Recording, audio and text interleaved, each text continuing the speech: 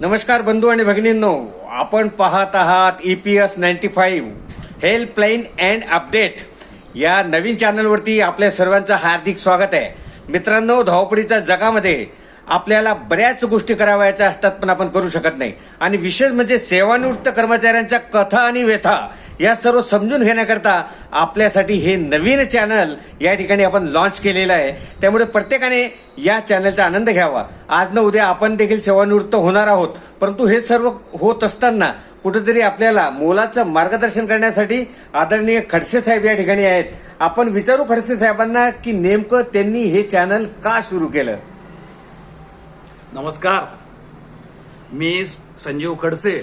EPS पेन्शनरच्या कथा आणि व्यथा या नवीन हेल्पलाईन अँड अपडेट चॅनल आपल्याला सुरू करण्यामागचा उद्देश असा आहे की आपण सेवानिवृत्त झाल्यानंतर या कष्टकऱ्यांनी देशासाठी एवढे औद्योगिक क्षेत्रात आणि असहकार क्षेत्रात आणि अनेक क्षेत्रात जी कामं केली, परंतु त्यांच्या वयोवृद्ध किंवा म्हातारपणाच्या काळात त्यांना ज्या समस्या आणि ज्या कथा भेडसावत आहेत, त्यांना जे अल्प पेन्शन मिळत आहे त्याच्यावरची जागृती करण्यासाठी, त्याच्या कथा मांडण्यासाठी, आपण सर्वांनी जागृत करण्यासाठी एकत्र येणे गरजेचं आहे. या कथाचा आनंद घ्या आणि जनजागृतीसाठी एकत्र व्हा. मित्रांनो, आपण दररोज भेटत राहू, परंतु आपल्याला एक विनंती करतो की आपल्या मित्रपरिवाराला, जे आजूबाजूच्या ज्येष्ठांना या चॅनलबद्दल माहिती द्या.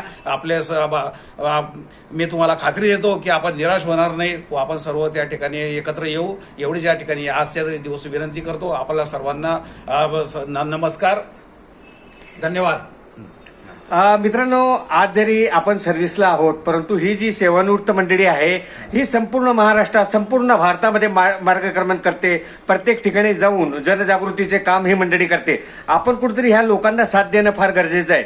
तसं पाहायला गेलं तर EPS 95 अंतर्गत येणाऱ्या सर्व कर्मचाऱ्यांना जसा पाहिजे तसा जे वेतन आहे ते मिळत नाही, ज्याप्रमाणे आर्थिक मदत मिळायला पाहिजे ते मिळत नाही. अनेक गोष्टींचे संकट ही सर्व व्यक्ती झेलत असतात. या सर्व व्यक्तींचे जी काही दुःख असतील ते दुःख मांडण्यासाठी हे चॅनल आहे.